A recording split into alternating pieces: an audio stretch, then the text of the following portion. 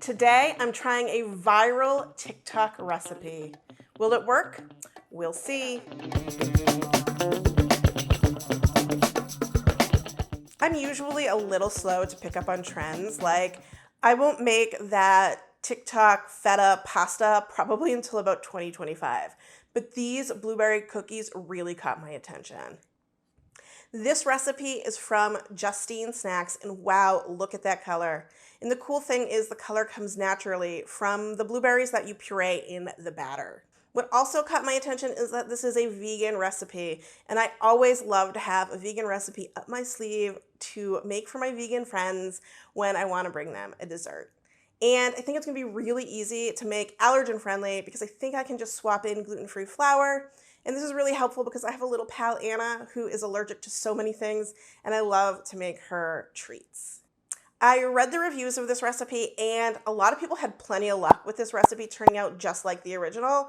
But some reviewers reported that the batter was dry and crumbly, and the cookies were dry and crumbly, that the cookies weren't quite as vibrant as the ones in the original recipe, and that maybe they were a little bland and just sweet from the blueberries and the white chocolate.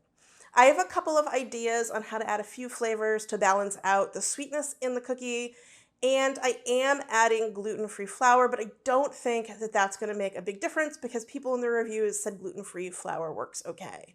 So, is this going to work? Fingers crossed. Okay, so for this recipe, I am reaching for my kitchen scale, and I do love to weigh my ingredients when I'm baking, and I think probably a lot of the reason that the people in the reviews said that the texture wasn't quite right is because they were measuring by volume and not by weight, and Justine specifically recommends using weight in grams, which should be the most accurate. So that's what I did to measure out all my ingredients. Now, the first thing I have here is just simply flour, baking powder, and some salt. And we're just going to really quickly whisk this together. And then I'm going to set this aside. Okay, so the first change I'm making to this recipe, I guess aside from the gluten-free flour, is that I'm going to add a little lemon zest to this recipe to balance out some of the sweet flavors. Lemon and blueberry are a match made in heaven. So what I'm going to do is I have lemon zest in with my sugar, and I'm just going to rub the sugar with the lemon zest. And this allows for the sugar is like jagged, and it is going to break into the cell walls of the lemon zest and release more of the oils, so you'll get more flavor from the lemon zest. And we're just going to rub this together until the mixture is a little moist and wet feeling, a little bit like wet sand. Okay, that should do it. This smells spectacular, so fresh and bright. Now we're going to add the sugar to the bowl of our mixer, and we're going to mix it with some vegan butter that we have in there that's a little bit softened.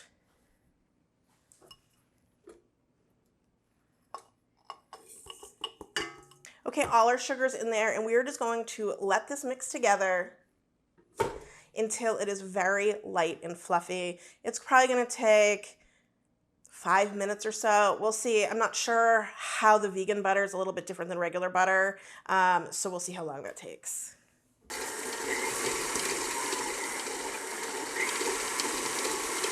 I'm going to go ahead and scrape down the sides of the bowl to make sure everything is mixed together well, and I'm going to do this once, I think.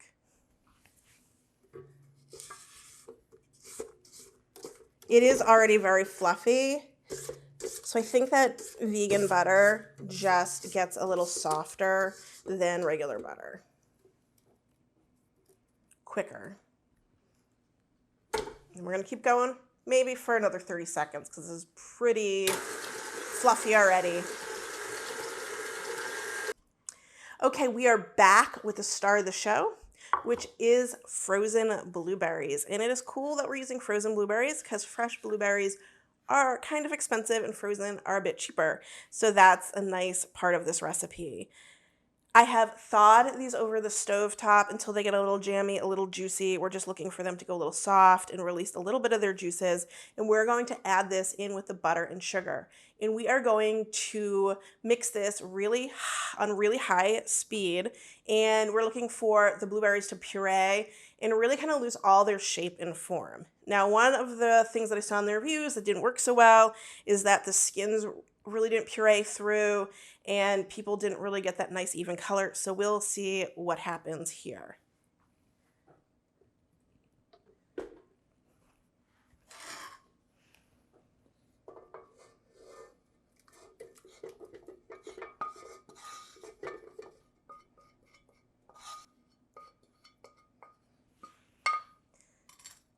All right, now we blend.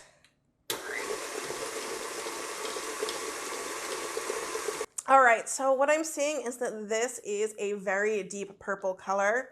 There definitely seem to be some skins in here that haven't pureed all together, but I feel like that would be to be expected, but we're getting that great color. So I think we're good here. So I'm gonna pop this off. Look at that color. It is certainly a very bright purple. All right, so I have my spatula here. I'm gonna try to get all the goodness off of it.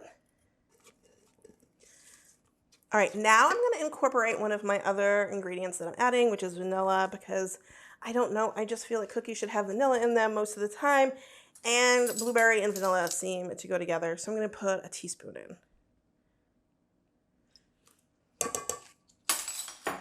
We're just gonna give that a stir.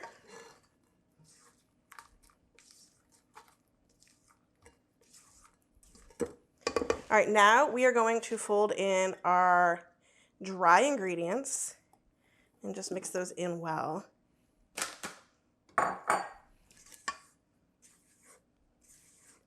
I'm just folding. Now, I think I have to be less careful here to mix because I don't have gluten in my flour, so it's probably not going to cause them to be too tough.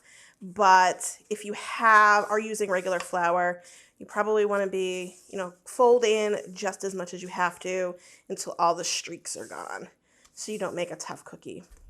Now, the blueberries in this recipe act as sort of the coloring agent, obviously, but add structure and juiciness and like moisture that an egg would add. So they are part of the structure of this cookie.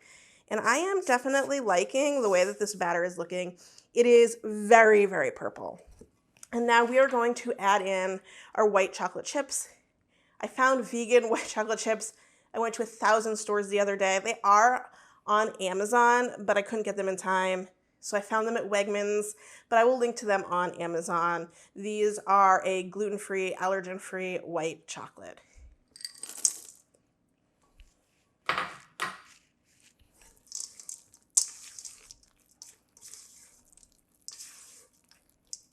All right, so this dough is pretty slack and it will make it really hard for us to scoop.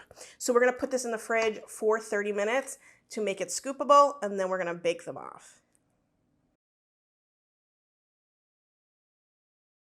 Okay guys, it has been about 45 minutes. I let this dough sit for about 30 minutes in the fridge, and it was still pretty soft. So then I put it in the freezer, and it definitely firmed up quite a bit. So I might suggest just put this in the freezer for 15 minutes, and you're probably gonna be okay. So we're gonna scoop these on to the sheet pan with parchment paper, and we're gonna do my final little twist.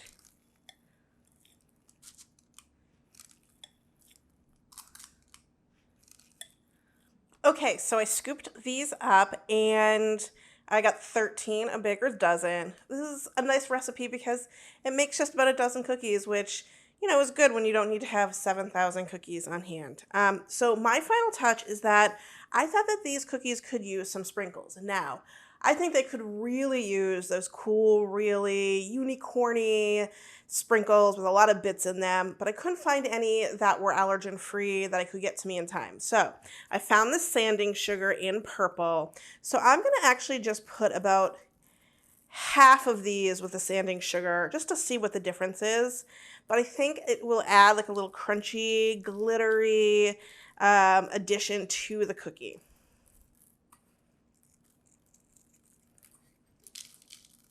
I will say the cookie dough smells super good and blueberry, so I'm pretty excited about that. So there we go. We're all sugared up. Our oven is on at 400 degrees. We're gonna put those in for about 10 to 13 minutes. That's what the recipe says. So we will check them out. I'll probably check them at 10 minutes just to see where they are and then figure out if I need more time. So into the oven we go.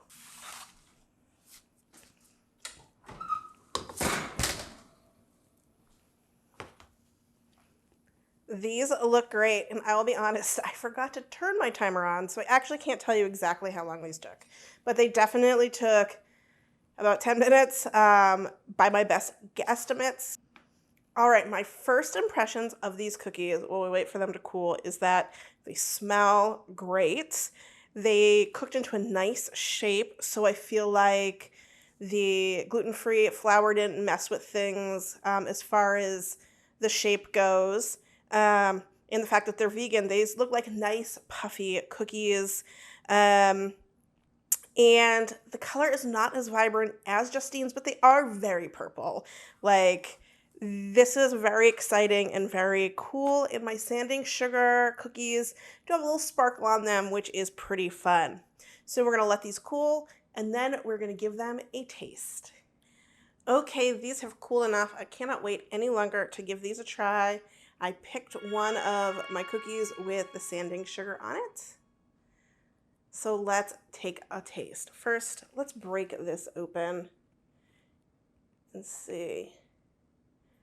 I mean, it is pretty purple. Hers were a little bit more vibrant, but I mean, you cannot deny that this is a purple color. All right.